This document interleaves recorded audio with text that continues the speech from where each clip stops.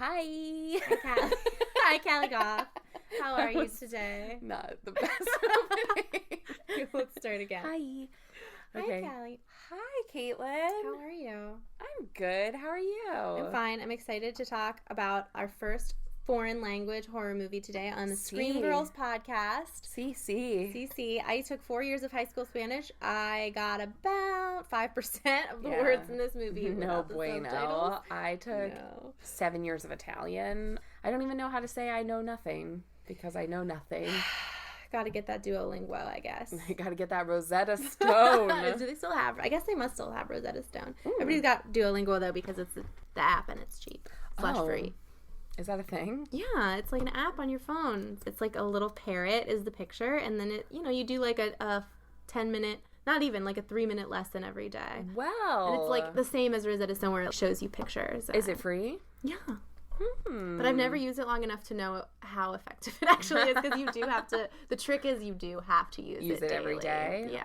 That's like I downloaded a meditation app that reminds me to meditate every night, and every night I press ignore. Yeah.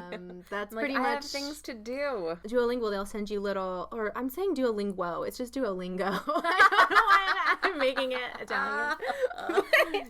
For Veronica. Linguo. Oh man.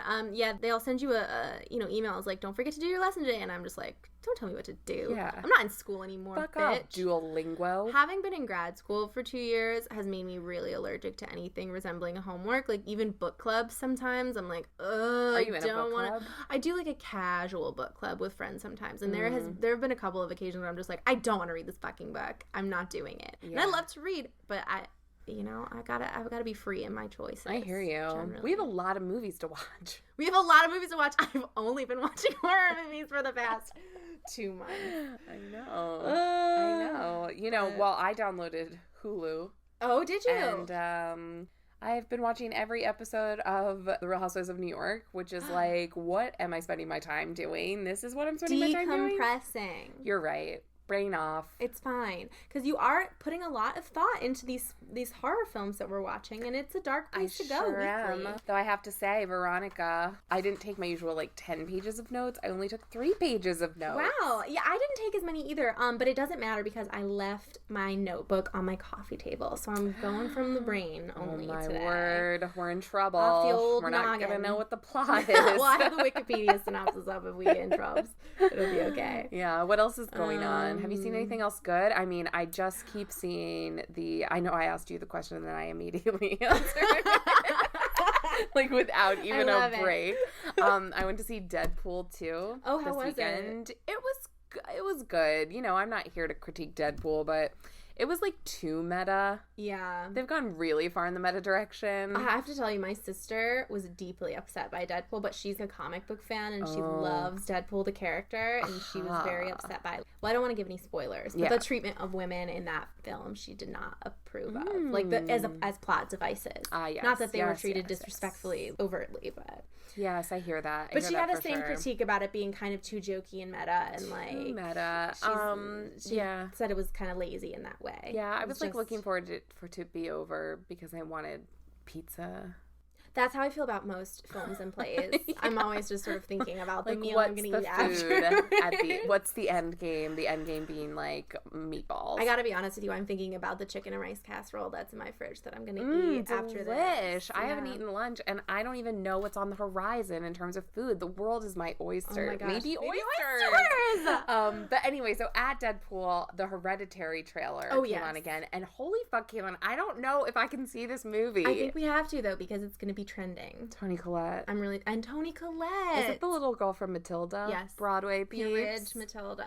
The abridged terrifying looking. Oh my god, she's cutting the head off a bird. No shade about her actual looks, just the way she's carrying herself. And she looks older than her years. It's scary. It's scary. It's really scary. Toni was formative to my first horror movie experience, which was The Sixth Sense, which is a mild horror movie, but it scared me a lot when I was 12. She is so good in that movie, and didn't she win an Academy Award for that, or she was nominated? She sure deserved to if she didn't. She makes me cry in that movie. The last scene in the car. I love her accent in that movie.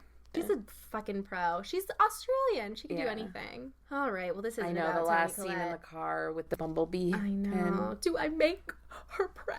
Oh, it's so good. If you need a good cry, just watch that. A cry and a scream. And the part at the beginning where the guy's like, do you know why you're afraid when you're alone? Sometimes I think about that. And you know me, I'm not scared of ghosts. I'm not scared of ghost movies. I ain't scared of no ghosts. But that scares the shit out of me when I think about it. That is Donnie Wahlberg. I know. I know. And the transformation in and of itself is terrifying. I always think about that. People who get so skinny for like weird roles or like bit parts. 5 minutes on screen max. Yeah, or like how Christian Bale basically killed himself to be in The Machinist, which like no one saw that movie except me. I'm making a jerk off motion right now because I just it was lovely. Like this the white male actor trend of going full method and like being monsters to everyone around them and doing crazy things to their bodies and just being generally annoying to everybody. It's bullshit. You can be a good actor and not do that shit. Look at Helen Mirren. Look at Judi Dench. Look at fucking Lupita Nyong'o. Women. There you go. You can do it. I know. I could have just do old dames. I needed to go the new generation. Dames. Annette Bening. I don't know what her process is, but me neither. But I've never heard anything. Probably wonderful. All right, Toni Collette. Oh, I love Toni Collette. Okay, let's turn our attentions to España, where some ghostly shit is going down in the movie Veronica. See, Callie, I saw a number of sponsored social content posts telling me that this was the scariest movie ever, and showing me all these tweets from people saying they weren't able to finish it, and that's it was what scared I've heard. them so bad. Scariest movie ever. Yeah, I mean we'll get into that, but this is a very ghostly film. This is 2017 Spanish movie. We watched it in Spanish. Mm-hmm. By the way, Veronica is on Netflix, and I would recommend giving it a watch if you don't want spoilers. If you're a scary movie type and you're not just listening to this for the synopsis, you should watch it because you should totally watch it. It's not long. It's like an hour 45. It's worth a watch. It's a new horror movie. Watch it. Yeah, it's new, and it's directed by a guy named Paco Plaza. He's directed some other things, but none of them are in English, or maybe they are, but I haven't heard of them, so don't have much to offer you there. Okay, so where do we open? We open, actually, this opening reminded me a lot of The Strangers, because we open with a 911 call and some police responding. We hear a girl screaming into the phone, help me, he's inside the house, please come. Pray. We see a detective, there's all this chaos happening. They go into this, like, ravaged house, basically, where there's blood everywhere and all this shit has happened. We see this grizzled Spanish detective, and he sees something that we don't see, and it affects him greatly. And then we get like a title card that tells us that on such and such a night the police responded to an emergency call, and the following film is based on the events of that police report. So that's where we begin. And it also says based on a true story, which like it does. Is it? TBD. We'll get into that later. But I did also I liked the mixing of the text slides with the footage. At that part, yeah. I love a good like based on it. Even the Strangers is not really based on a true story. The way they frame it as being based on a true story is not accurate. Yeah, and I still think it's really effective. You know me. If it could really happen to me, I'm gonna be way more scared of it. True. So I like a little crimey opening. Oh, a really cool thing happens. I loved this transition. The transition into the events proper of the film. We see, this detective is looking into the abyss, basically looking at something we cannot see. We cut to a young girl with her mouth wide open in what appears to be a really frightening scream that turns into a yawn. And then we see it's 3 days earlier, and we're watching our heroine, our protagonist, Veronica, 15 years old, wake up. This girl has braces, mouthful of braces. She looks really young. You just immediately get a sense of her sort of innocence. And yeah. But despite that, she's taking care of kids. There's a house full of kids. There's 3 of them. They're so two cute. Sisters, 1 little bro. Yeah. And she's going to take care of them. The little bro has peed in his bed. He's got a little cross eye. He's so cute. Lazy eye and glasses. He's so cute. Antonito. He's really young. He's maybe like 3 or 4. He's really little. Yeah, he's so cute. I thought all of these kids, this was true of Poltergeist too, my favorite thing for kids in movies is when they actually seem like kids and are not like annoyingly precocious. Yeah. And all of these kids just seemed like kind of wacky. And one of the sisters looked like Pepper from Annie. Yeah, she did. That haircut. Mm-hmm. Yeah, the sisters are twins. It was also kind of like boy, girl, we don't know. And then she wears a skirt. Yeah, we find out eventually. But here's the thing about Veronica taking care of these kids. And she's really good at taking care of them. She's really patient with them. she's very maternal with them. She talks to them like a mom would. It immediately makes you give a million shits about this girl. Like, you love her so much right away because she's being so sweet and clearly is being, we learn that her mom works some kind of crazy hours and has to sleep during the day, and you know, so she's just like having to take on so much already, and you just love her. Totally. So then you see Veronica in school. She's in school. She's like passing notes with her friend. There's an eclipse coming. We know this because the girls needed negatives for photos to look through to see the sun, which I didn't even know was a thing, but evidently you can use photo negatives. I think maybe that was a thing in the 90s that then this movie is set in 1991, which I love. Which I liked that throwback. As well. Yeah. I actually wrote I remember writing this even though I don't have my notes in front of me. Why are the 90s so scary? Oh yeah, I think they are scarier. I think so too. No cell phones. No internet. I mean, some internet, but like not really. She's looking up all this shit about the occult in magazines. Yeah. Imagine if she had Google. I know. She has to go to the old blind nun to give her info. She'd be fucking Slender Man over here if she had Google. She'd be like getting. I think she'd have preferred Slenderman to what happens Slenderman. So anyway, they're talking about the eclipse. She and her friend have a plan. They're passing notes, her frizzy-haired friend. They're going to do something during the eclipse. Yeah. And they meet up with another girl, Deanna, who's a new friend. And they go to the basement during the eclipse. And they have the old Ouija. But it doesn't look like a Parker Brothers Ouija. I'm sorry, I didn't mean to. No, it's all right. Yeah, but it's like how many classic horror movies have started with a good old Ouija? We should just outlaw Ouija boards at this point, in my opinion. What does she call it? A Ouija board? Does she call it Ouija? Ouija. Yeah. That's so much better than Ouija. Yeah, it is better. Also, where'd we get the G? Ouija? I don't know. No, there's a J in it. But yeah, why is it G? Ouija boards. Ouija board. Ouija board. I don't fucking know.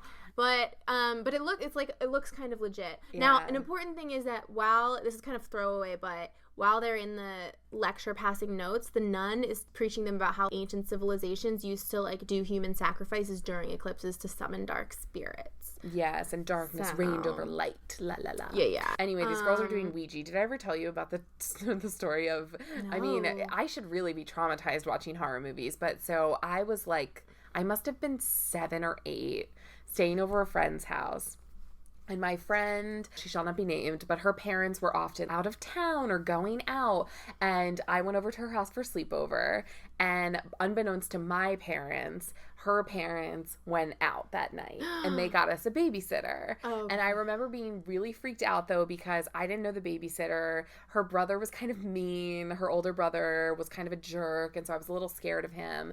And also I just knew that if my mom had known that we were having a babysitter, she wouldn't have wanted me to be having a sleepover. Yeah. So I was there was a lot of emotions. That was like a shitty move on that. Yeah, they definitely should have told my mom that they were going out and weren't going to be there to watch us and like who the babysitter was and stuff. I'm pretty sure I was like 7 maybe too. Like we were in like 2nd grade. So we're at her house. The babysitter brought a movie called Ouija. Oh fuck. Ouija. And it scared me so much. I can't even tell you. It was probably the cheesiest movie. I need to like look it up on IMDb, but it scared me so much that compounded with the fact that I was allergic to cats, and this girl had 3 cats. I had a full-on asthma attack, and I had to go home. I just like literally started wheezing. We're like watching a Ouija board throw people around the room. I'm possessed. Yeah, and I was like, I can't breathe. My lips are swelling. I was like, can you please call my mom? I had to call my grandma because she lived down the street and she had to pick me up. Thank God for moms. Thank goodness for mom and dad. They just came, scooped me right up, gave me my nebulizer. No cats here. I had to go home, take my inhaler, and take a little snooze. Like that girl's parents. I know, I gotta say. And that babysitter. What's wrong with you? That was messed up. She must have been 12. There was a scene in that movie though where some creature that you can't see, it follows or something, is like running up the stairs after this woman, and she turns around and she's like, ah! And she can see this thing running after her. And I, for years, still probably now, can't really walk up the stairs without like running up the stairs. No. Traumatized. I don't like to be chased. Not often am I chased, but I don't like the idea of being chased. I don't either. Oh, man. Especially by something invisible. These girls, unfortunately, didn't have that experience because then they might not have fucked with this Ouija board. But they do. They go into this scary basement during the eclipse, and they all want to talk to dead people. We have learned previously that Veronica's dad is dead because we've seen a picture of him. Presumably fairly recently dead because the youngest kid is pretty young. Yeah. And Deanna has... Callie's crossing her eyes. Antonito. Deanna has a dead boyfriend, whatever. So they decide that they're going to do this Ouija board. Seance. And it immediately goes awry. As you could predict. They have their fingers on this glass, like a little shot glass is the piece that they're using to move around. And it's just like going all over which way. It suddenly gets really hot. The two extra girls take their hands off. Veronica leaves hers on. She's in a trance. The glass explodes just at the peak of the eclipse. And Veronica's finger is cut and she leaks blood onto the board.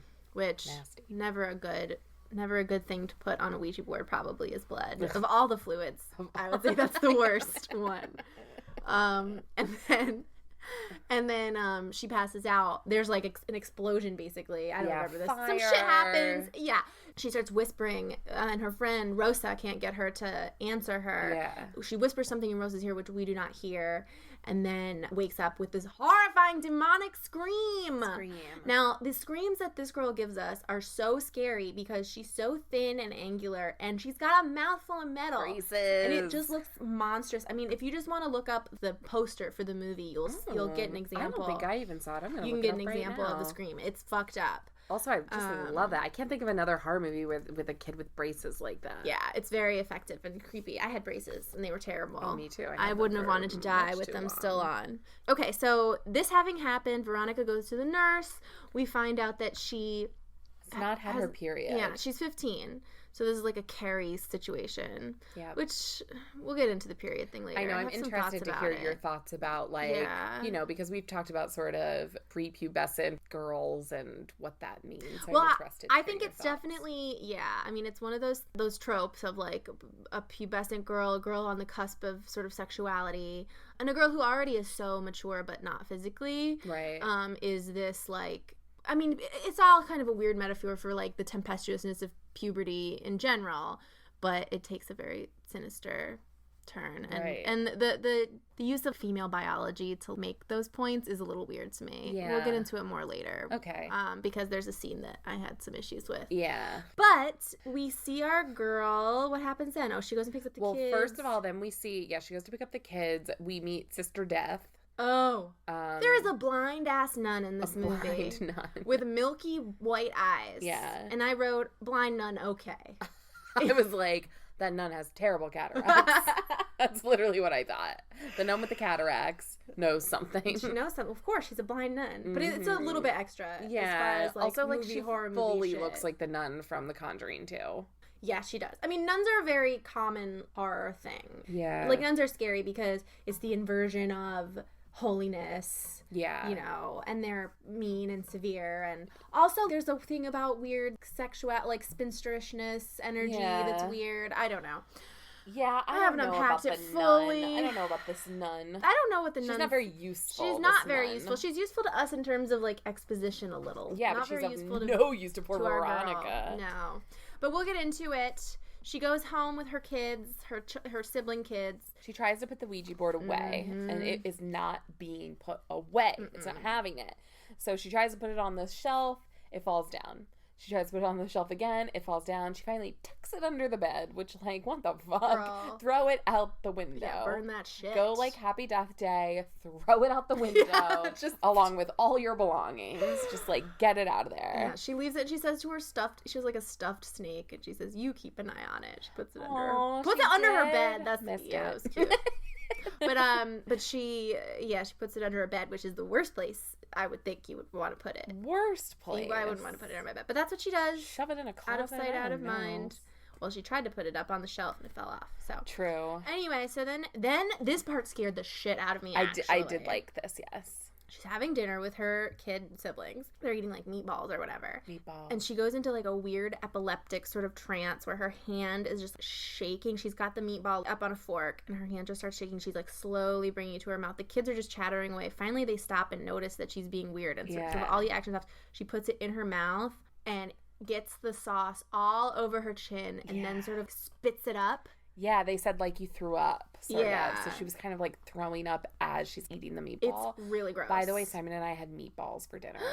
After or prior? Concurrently with? We watched this after, but it wasn't great because Simon was like, hey, we had meatballs. And then she was like, and, like, barfing all over.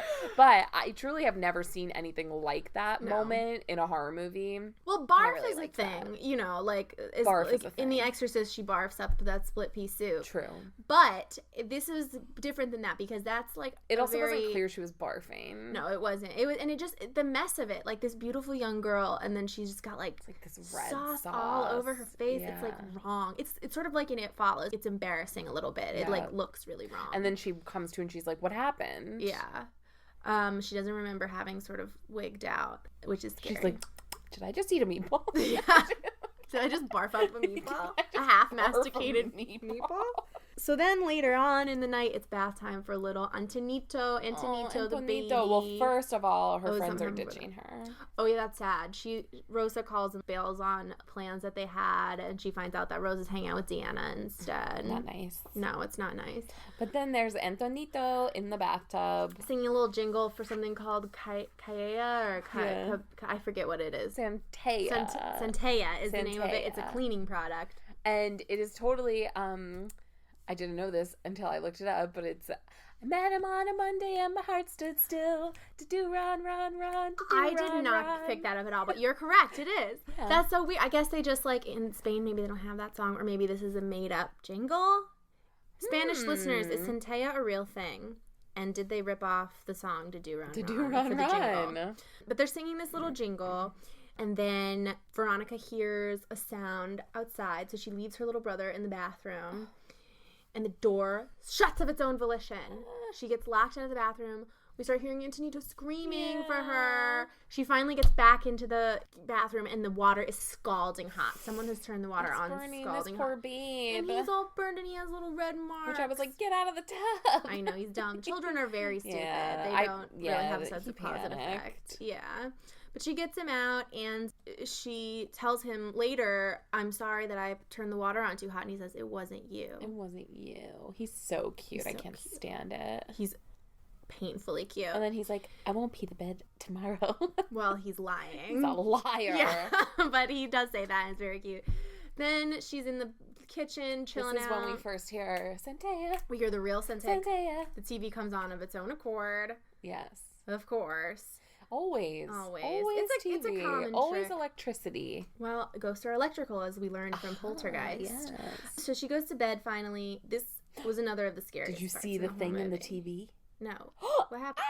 What? So, after she's listening to Santea, she turns it off, and you see a creature in the TV. I didn't see that. Yeah, it's like reflection is behind her. Oh my fucking God. Yeah, What's it I look rewound like? it twice. It looks like the aliens from Signs. I don't even remember. And it all comes back to Signs. Guys, is Signs like the horror film? Have we uncovered that?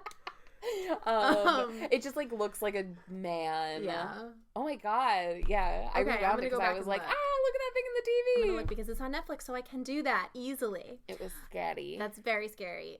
Almost as scary as what happens next, which is that she wakes up in the night, and her little sisters are hiding in the cabinet, and you start to hear Veronica. Oh my God, you're scaring me just like doing over it. and over again. It's so fucking scary. She turns around. Veronica. There's a naked dude walking towards her, and she goes, Papa? What did it remind you of? It Follows. It Follows, yeah. Because it's like, holy shit, naked dad, nudity. A naked dad is not something you ever want to see ever. No. Never should you see a naked dad as a child. This movie has so many similarities to It Follows. Yeah. After a while of watching. Yeah, it's true. You know, synth music. So much synth music. A young girl who, like, you know, absent mother trying to navigate this thing by herself. The only difference is her siblings aren't these older kids who can help her. They're these little babies.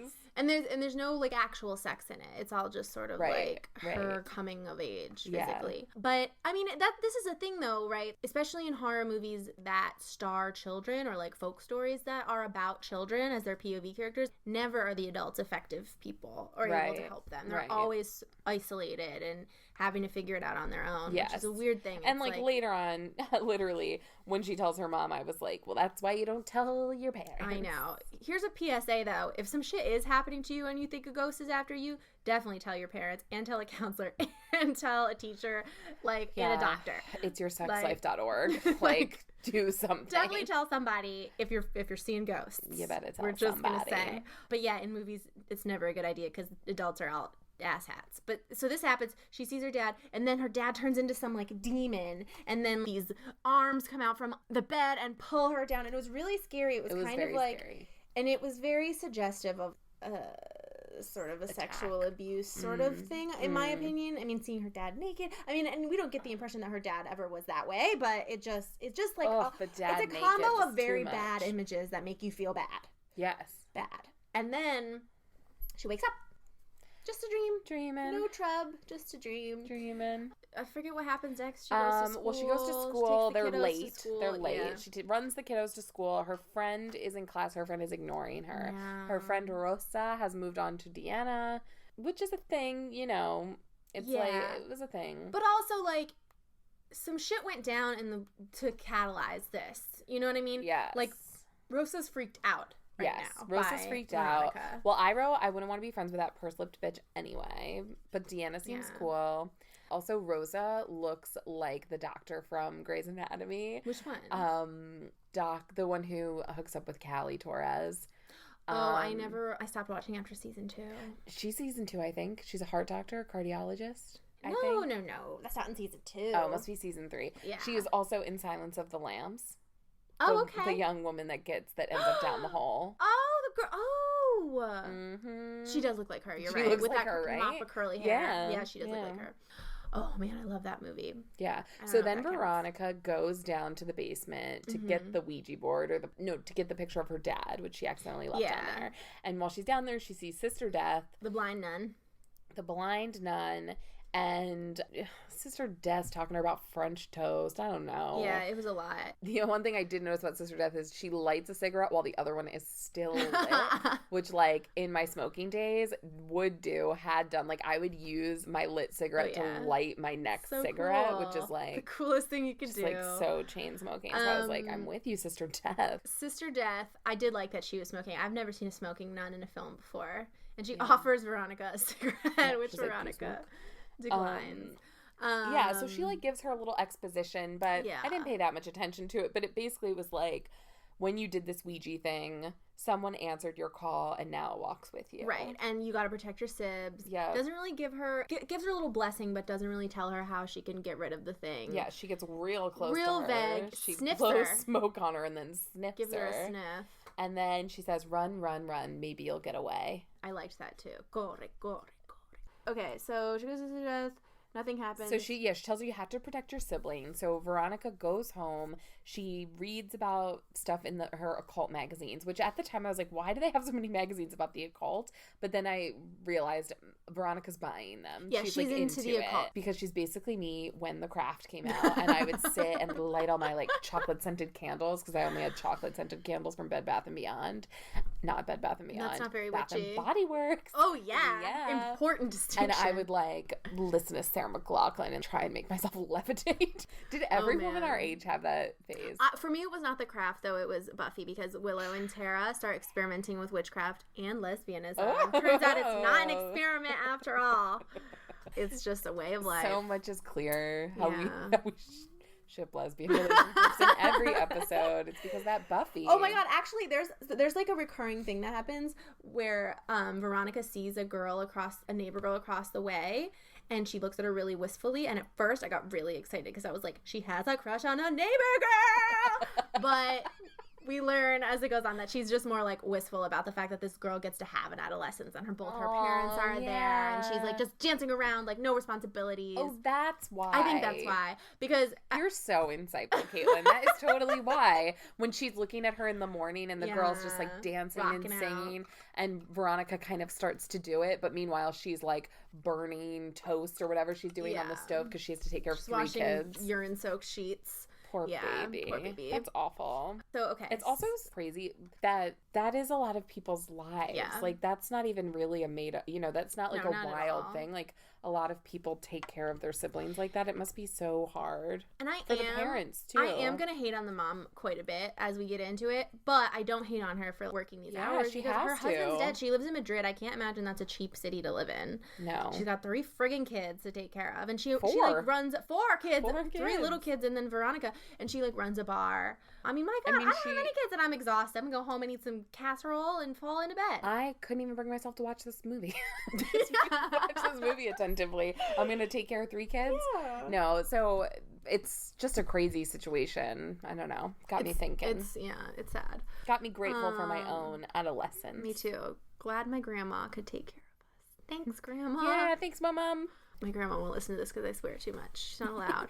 My grandma won't be able to hear it. Oh, I'll turn it up, Callie. I promise. She's got hearing aids. Oh. Okay, so she's got a lot of magazines about the occult because she's doing the craft thing. Mm-hmm. So, but she reads it and she finds like a symbol that she can hang, like a protection symbol. Yeah, protect her siblings. So she does that.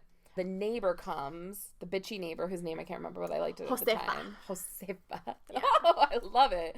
And she comes and she says, what are you doing around here? Like, stop running around like crazy people. You're going to cause the floor to cave in. Yeah. And there's a huge, big black stain under your bedroom. What have you been doing? And they're all just like, get lost, Josefa. Yeah, we never see Josefa again. I was surprised. I thought she might come back. Oh, yeah. Mm-hmm. But she doesn't. But she does give us that important intel. Yeah. And the kids are all scared of her, which is cute. Yeah. Well, that fucking night, she's wandering around being spooked. And she like looks out across the way. They have sort of like a donut shaped like a U-shaped apartment or something. Yeah. So she can be in one room. Like a donut. It might be a donut. I don't know. No, you're totally right. It's the shape of a U. It's not a circular donut. But she can be in the kitchen and look through the window into another window and see her little sisters, and she sees the demon in her sister's room. Totally weird. So she runs in there and she turns on the light, and the demon is setting the symbols on fire. And then starts to choke one of her little sisters. Yes. So she goes over there to wake her up, and the little sister's like, why are you choking me? Yeah, she ends up kind of like choking her because she's like, oh, wake up, wake up. Yeah. And yeah, she's choking her. So she's like, get your mattresses, we're sleeping in the living room. Also, I wrote down she's brave as fuck. Yeah. Because she just like runs to protect them. She later on, when they're sleeping in the living room, the thing like comes back, or they think it comes back. Mm-hmm. They hear it at the door, and she just gets up. She gets a thing, a cross. Yeah. And she's just so brave. She's like, get behind me, kiddos. I was thinking about that too because, like, look, my little sister is only 4 years younger than me, so I don't think it would be the same quite, like, you probably feel a little bit more maternal towards siblings that are a lot younger. You have a little brother who's a lot younger than you. You're right. I mean, had I been, like, 15 and my little brother 5 and someone breaking into our house or something, I definitely would have protected him. Like, I wouldn't have hidden. I would have gone into like mother hen mode. Right. Yeah. I mean, I don't know. I would like to think I would have protected my sister, but I mean, I remember getting mad at like a boy who pushed her down once and yelling at him. But, I mean, I feel like my older brother would have been like, bye. Yeah. I mean, it's like because you're both kids, you don't have that same like thing. But I don't know. Maybe I would have protected her. I hope so. Or she would protect me now, probably. Then so this happens. They go to the thing. She tells the kid. She literally just straight up tells the kid like, "There's a fucking ghost." Yeah, she tells the kid what's up. And the kid. The little Pepper sister is like, why did you choke me? Mm-hmm. And she's like, oh, that wasn't me. I was protecting you from a spirit. And her sister's like, Phantasma? Yeah. Yeah. So and so this thing is coming. I wrote down in my notes, I definitely would have ended it by now. Meaning my life. Like, this is the moment in the movie I was like, enough. No, this is just so sad. It's like, it really, think about this. If you think about it not as a ghost, but as an eating disorder, or some abuse that's happening, or a drug problem, or anything, you know what I mean? Like, just like this girl, any of those things could be happening, and her mom would not have time for that shit either. You know, this girl is so like alone in her growing up. Alone. It's so sad. Well, I wrote she needs to call the nun for help, which she never does. She never does. Fuck that nun. That nun is not helpful. Get out of here. I wish that character wasn't even in it. Well, it's like a lot, that nun. I'm not a fan. It's too much. It's like too on the nose as far as scariness. Need it. But anyway, so this thing is coming. She has the cross. She's ready to fight. And I was like, it feels like it's her mom or it's like Josefa. Yeah. Like it felt like that. And lo and behold, 'twas her mother. Her mom comes in and is like, the fuck is going on? Like, y'all are awake. You're screaming. Yeah. Understandably, like, a little bit pissed because she's been telling her little sibs that there are ghosts. Yeah, and she's like, you've been watching scary movies or what? Like, yeah. I mean, on the one hand, I'm like, don't tell your little siblings that there are ghosts. But it's also like, you left a 15-year-old home alone in a big city to take care of her little siblings. Like, be a little understanding if she's gets spooked now and again. Yeah. Well, at this point, Veronica tries to tell her mom that there's a ghost. And it doesn't go over well. Yeah, her mom doesn't believe her. Is just like, she's like, her mom goes from like 0 to 62. Her mom is pissed. Her mom is screaming, which like my mom would have been pissed. My mom would have been like, go to bed. What is happening? Like, no. And I wrote down, this is why you don't tell your parents, because they never believe. And too bad it wasn't the mom from Poltergeist. She will believe. She'll put you right on that. And she's a much more engaged mama. Sorry, go ahead. Yeah, she'll smoke a joint and then you guys will play with the ghost together. Yeah. Well, that's not also probably not the best course of action. But she'll come get you if you get kidnapped into another dimension. Right. This mom was not helping with that. She says a really nasty thing. I think she's like, I wrote down, the mom has a lot of fucking nerve because she says to her, I need you to grow up. Yeah. And I'm like, who do you think has been taking care of your fucking kids, cooking your meals? Like, how dare you say that to this child? I need you to grow up. I know, but this part was kind of cool, this next part about growing up. Oh, yeah. Oh, yeah. So let's get into it. You want to take us through? First of all, I was like, show your mom your fucking arm. Yeah. Because this girl has, like, marks all over her now at this point. Yeah, she's getting bit to fuck. She has the ring arm. She has, like, a handprint on her arm. She's got whatever else. Bite and claw marks. She keeps listening to this countdown song that I did not like so much. No. But then she's dreaming.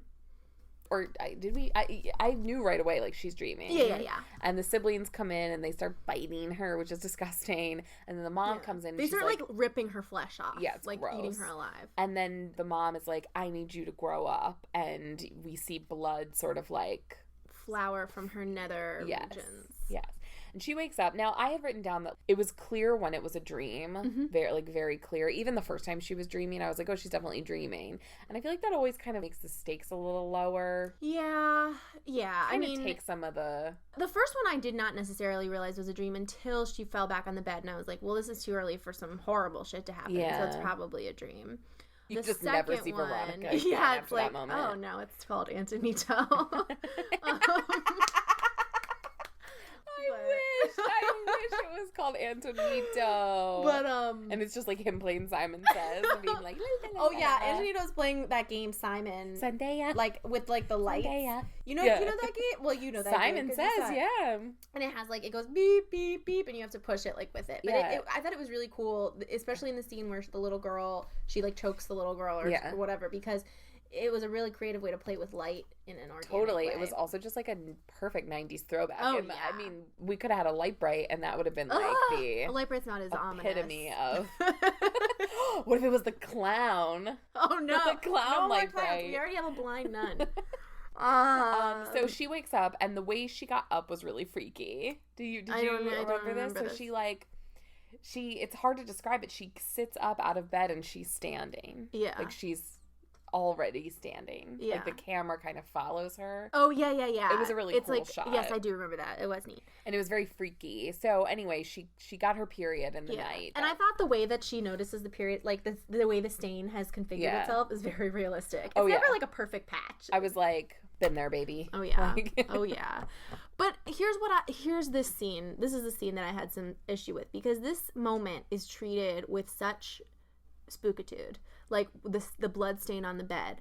And I'm just like, there's a lot of scary shit happening here. Bleeding on your sheets is not that scary. Getting your period is not that scary. And this is the thing with the beginning of Carrie too, when she gets her period and it's like the start of all the scariness. It's like, women getting their periods is not a scary thing. Like, there's nothing inherently monstrous about this. It's just a girl suddenly becomes a sexual being and all this scary shit is gonna happen. Now, yes, scary shit does happen to you as you become a sexual being as a woman, for sure. But it's usually external shit that is projected onto you. We might have to cut this because TMI, but I was extremely scared of getting my period. Really? And I wonder if that was, like, it's chicken or egg. I wonder if Carrie or stories like this, though written by men, have tapped into a kind of fear, or did I have a fear of getting my period because of movies like Carrie? Or, I don't know, I remember being afraid. I think it was I was afraid of growing up. I was afraid of bleeding. Sure. I was just afraid. Well, I remember having a lot of issues around, my mom was a nurse, so she prepared me pretty well for, like, the medical phenomenon of it.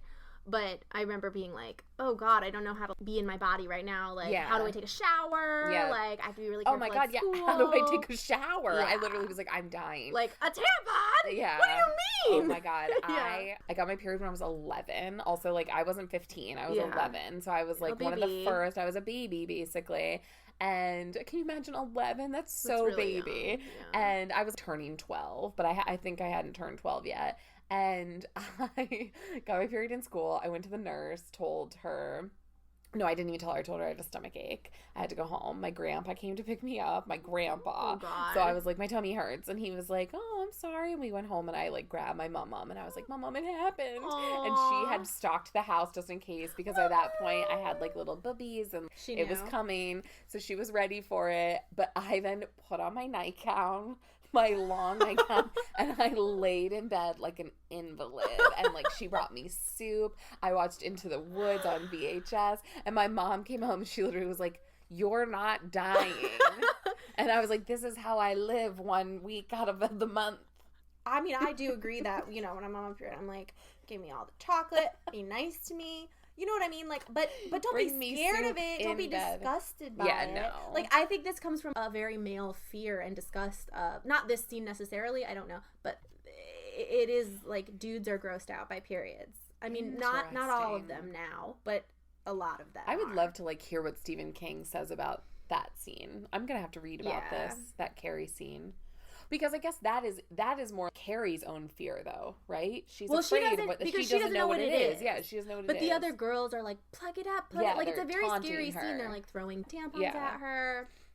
And she doesn't know what's happening to her. The advent of the period is the advent of her horrible powers that she then kills everyone with. And then there's the blood that goes on her head at the end, and it's very menstrual in that imagery, and it's just like the whole thing. I don't know. Basically, there's enough scary shit in this movie, and there's enough scary shit.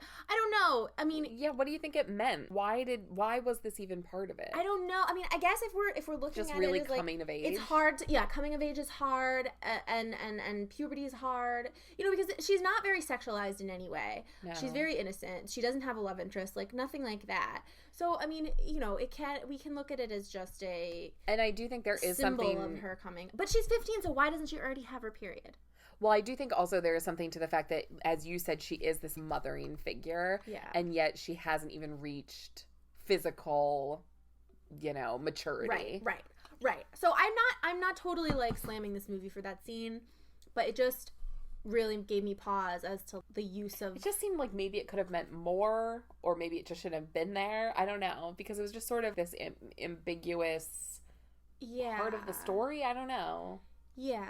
It was also, like, it seemed really scary kind to of her. Odd that the teacher, first of all, not to harp on this so much, but that in the beginning when the nurse is like, did you eat today? Are you on your period? And when she's like, no, she's like, have you gotten your period yet? And it's like, chill out. Yeah. That was so Simon. That was very Simon. Chill out. Chill out. Like, but it's like, I mean, is that normal? I don't know. It's not super normal. I mean, I got my period when I was 12 also. But I think it's mixed normal. Yeah. It's like the late end of normal. I think it's probably really late nowadays. I think kids have started so getting many hormones earlier. in your milk. That's right. Stop drinking. I love milk. I hate milk. So I got my period when I was 11. Oh God. Anyway, we'll have to decide how much period talk we want to be. I mean, I think we should keep a lot of it in though, because this is called Scream Girls, and we're bringing all these movies that we've done so far, which we're gonna correct, but all these movies that we've done so far are directed by men. And if a man's gonna put a scene about getting your period and how it's scary in a movie, we're gonna fucking talk about it and think about it. Yeah. Also, okay, so let's talk about what happens next. So Okay. she's cleaning the mattress, which I was like, girl, get a stain remover, get a something. It will come out. Get some baking It'll soda. come out. It'll be It's just fine. blood. But she's like scrubbing away, and then she lifts the mattress, and there is like a huge black stain underneath. Yeah. Which, like, if we're going for like, I don't know, periods are evil or whatever we're going for, like, that's it right there. It's grody. So there's basically like an image of the creature burned in her bed. Yeah. And then she goes into her sibs' rooms and she flips their mattresses and the same shit on all their mattresses. Yep. So the creature's, I don't know, lurking. He's in the kids. I don't know what he's doing. What's but he it's doing? very scary. He's in their bed. That was another like sexual abuse imagery thing that I was like, and it like that's looked scary. like a person. Yeah. So anyway, she grabs the kids. I wrote down, this poor thing is living like a single mother. I know. She really is. She grabs them. She's like, come on, niños. She drops them off at the mom's house. Is this right? She drops them at the coffee shop or the bar where the mom works. Not the mom's house, the mom's bar. Yeah. And I hope she's going to find that blind nun. And she does. Yeah. And what happens? The blind nun gives her nothing. The nun, we find out that the nun sees shit too, and that the nun blinded herself so she wouldn't see the things anymore. But then she was like, oh, I guess you don't need eyes to see. Yeah, she still sees them. She gives her the most useless piece of advice ever, which is you have to go back and do it again and do right what you did wrong. Doesn't tell her what she did wrong. Just you have to do right what you did wrong. What the fuck does that mean? That's so unhelpful. So unhelpful. There's nothing worse than a teacher who gives you vague notes. Do you know who we needed? Who? Tangina. We needed Tangina. Tangina will lay it all on the line. Tangina will be like, you need to do right what you did wrong, and I will tell you exactly what that is. She'll give you an inexplicably specific explanation for what she'll go on for 5 minutes. Yeah, we needed Tangina. We needed the mom from Poltergeist, and we needed Tangina.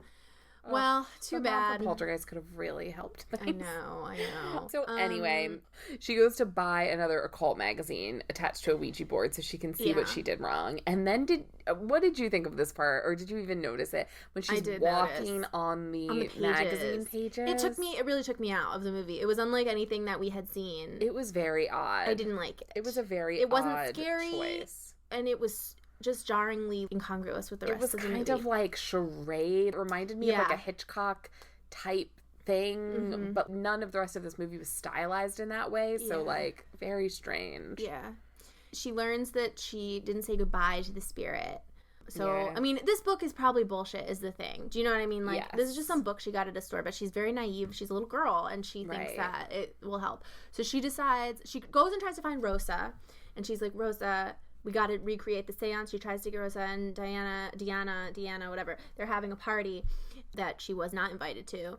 And she's like, why are you ignoring me to Rosa? And they kick her out of the house and everything. And Rosa tells her, do you remember what you said to me when you were whispering in your trance? And she was like, no. And she said, you said you're going to die today. She said, I am going to die today. I'm going to die today, yeah. And then she's like, she asked her, have you been biting yourself? Which, like, what? She's got bite marks I know, but you can't bite that part of your arm. But you can. I think you can. On the outside? We're both trying to bite our arms right now. On the and like scratches and burns and things. Have and you been biting yourself? She says, no, I didn't, Rosa, I didn't. But I didn't. But so then she's like, okay, well, I can't do it with these bitches, so I'm gonna have to do it with the niños. My babes. So she takes the niños and they fucking do a seance. She won't let. Here's the bad thing that happens. She tells Antonito, go draw this protection symbol. She shows him a picture in the book on all the walls. He does, but then he's a dumb little kid and he's flipping the page and he finds another one he likes and he draws it on there and it's called a symbol of invocation. Oof, not the symbol you want. But also, like, those drawings were not good, so I don't know if it really matters. I mean, he's also, 4. I think we missed the part where what happens? She goes to Antonito and he's doing something. But basically he's like, I played with Daddy. Yeah, and she was like, what? And she's like, next time he comes back, plug your ears and say my name really loud. Yeah. So then they're doing the seance, her and the niños, and they're so cute, and they have to, it says in the book that they have to sing a song, like repeat a mantra or sing a little song. So they sing to do ron, ron, ron. Centella. Centella. It's really creepy, of course. Yeah. As they're doing this, all kinds of shit starts flying around. We're hearing and she's like, don't noises. Stop singing. Yeah, the poor little kids. I mean, this is what happens when you leave a child in charge of children, though. You know what I mean? Which I get it. Like, it has to happen sometimes. Childcare is not an easy thing to come by. In this country, certainly. Apparently not in Spain either. You know. This isn't always what happens when you leave children. No, but it's like, no, this is not what happens. They just show each other movies called Ouija. But they make bad judgment calls. They make bad judgment calls. You know what I mean? Calls. Like, damn, this all comes back around. Remember when I had that 12-year-old watching me? She showed me that scary movie and I had a panic attack. Yeah, well, so are these little kids because there's a goddamn demon monster that shows up. Running amok. And it ends up stealing Antonito. It steals him. I would have too. I would have been like, give me that little baby. He's so cute. But so she's looking for Antonito. She ends up breaking through she calls the police. We hear her make the 911 call from the beginning. Which I loved that it was her. Because I thought it was one of the siblings. Yeah. She's looking for Antonito. She, busts her way through a bathroom door, breaks all this glass, and there's Antonito, sitting there really creepily. She, gets him, scoops him up, runs with the girls. She's holding Antonito, so they run to get out of the apartment. The girls get out. They turn around and say, "Where's Antonito?" She looks in the mirror. She's just got her arms around air. It's so crazy. Not there. That part is crazy. Yeah, that was a good fake out. Yeah. It was a damn good So was she twist. running down the stairs without him the whole time? Yeah, Yes, I guess. right? I think so. Mm-hmm. I don't think he just disappeared. Yeah.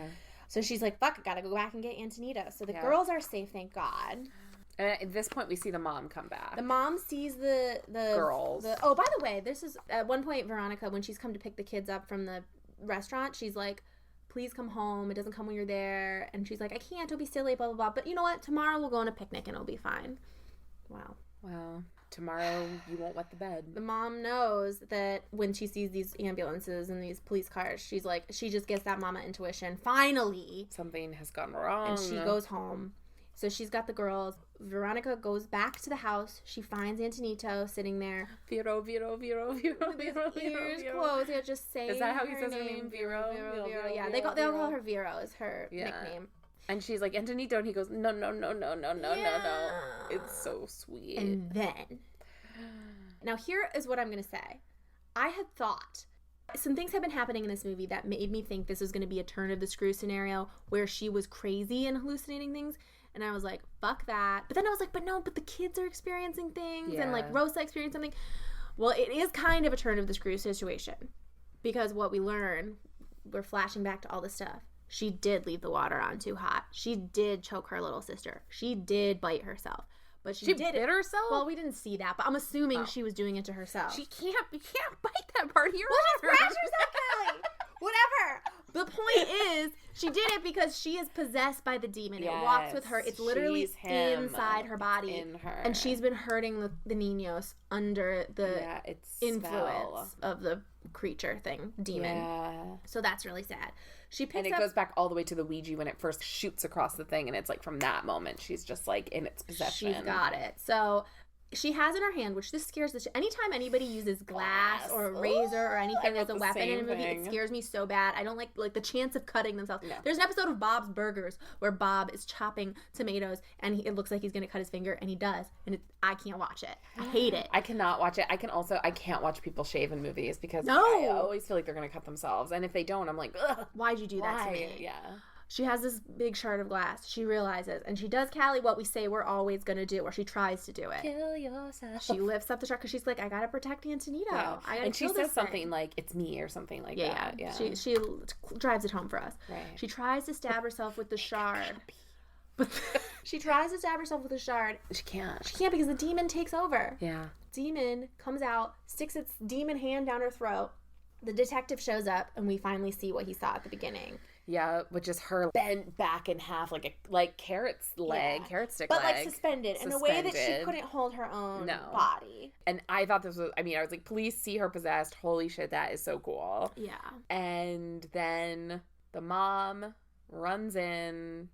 Veronica comes out on a gurney. Out, yeah. And then we see the wolf on her shirt, which kind of like the nun. I was like, it's a little heavy-handed. I don't really know what that's supposed to mean. But I thought the evidence photos at the end were very cool. I don't even remember what you mean. Which part? So it was kind of like the end recap, sort of the bookends of the strangers, and it's for the first time in police history. Police officer. Can we say one thing before we get to that? Because a very important thing happens, which is that the detective goes in, picks up a picture of Veronica that's on fire. Oh, yeah. He gets a radio in that says, the girl just died. She dead. Veronica died. Vero, she's dead. But so then we see him, the detective, at the thing. He's typing up the police report. He's at a keyboard or whatever.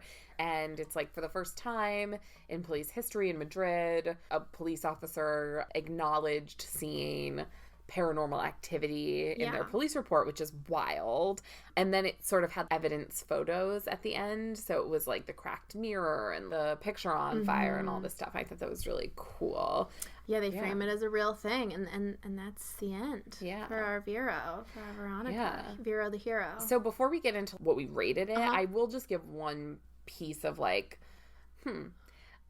I thought one of the coolest things was that the police officer saw this. Yeah, totally. And it was such a minor thing in the movie, though. Yeah. Also, if that's truly based on a true story, like, that is crazy. Well, let's get into that a little bit, because I tried to look this up and I was having a hard time. It's apparently based on the story of Estefania Gutierrez Lazaro, who played with a Ouija board, started suffering hallucinations and seizures, and then died, suddenly for no reason. And her house became haunted. Now, a number of places have reported on this. I'm just going to read from Wikipedia. I couldn't find a good debunking article. Yeah. But Wikipedia says, the American magazine Newsweek is more cautious while acknowledging that the case is real, likening the event to the similar pop culture phenomenon and urban legend, the Amityville Horror. Oh. And in the same magazine, director Paco Plaza says he didn't feel bound to portray real events, clarifying the whole story of Veronica and the sisters in Antonito is all a vision. Oh, it's all a vision. The Telegraph presents a similar case, saying about one early report of the events, in hindsight, it all looked clearly staged, and it's surprising that viewers took it seriously at the time. So maybe we'll link to this article. So I don't know. I haven't seen any evidence for why it's a hoax or why it's not a hoax. Yeah, I can't find a link to that. I obviously don't really believe in ghosts, and I think there's probably a good explanation for it if it happened. Certainly the Amityville Horror is like a giant pile of bullshit we all have accepted at this point. Right. But, do some homework. See if you believe in Estefania's plight. You won't do it. You hate homework. Fuck homework. So you do I did my time. Listener. Yeah, so what do you think? What do you rate it? What do I rate it? Given all that. Oh, I do have to say, I was really sad that Veronica died. Yeah. I was really sad. It was a hard one because who's going to take care of those kids now? Who's going to take care of the kids? And she did anything that she did wrong, it was just dumb kid shit. And she's so sweet and lovable, and it's not a critique of the movie, but I was really bummed that she died. Yeah. What am I going to take care of little Tinkle boy Antonito? Oh, he's going to pee his pants forever now. Yeah, sure the fuck is. Yeah, so I would give it 4 stars. I really, really enjoyed it. 4 stars. Sorry, I started thinking about something else that I need to say. Okay, go ahead. Is there something to this whole, sexual abuse thing and, the naked dad and the hands? Antonito peeing his bed. That is, a... yeah. That is but he's thing. Also a little boy. That is a thing that kids who are sexually abused do. But also kids who have not been sexually abused do that. No, that is a thing but you're right. Maybe that's just ridiculous. But there, there's enough, weird stuff in it. I don't think that or anybody... maybe it's just also that it follows thing where it's peeing the bed is a gross thing. Yeah. Urine or whatever, the girl who's peeing as she's walking in the kitchen and the period stain and the nudity. Yeah, and, shame it's all just in sort body, of, as Tom and Saporito this, says. Gross imagery, and it also, I guess, just also shows how much she cares for her siblings. Yeah, that she but really I think I don't know, and maybe it's not even intentional, but the fact that our minds go there, it's the world is really dangerous and cruel, and these kids are on their own in it. Yes. In a lot of ways. So I think even if that's not really subtext of the movie, it plays into that whole vibe. Yeah.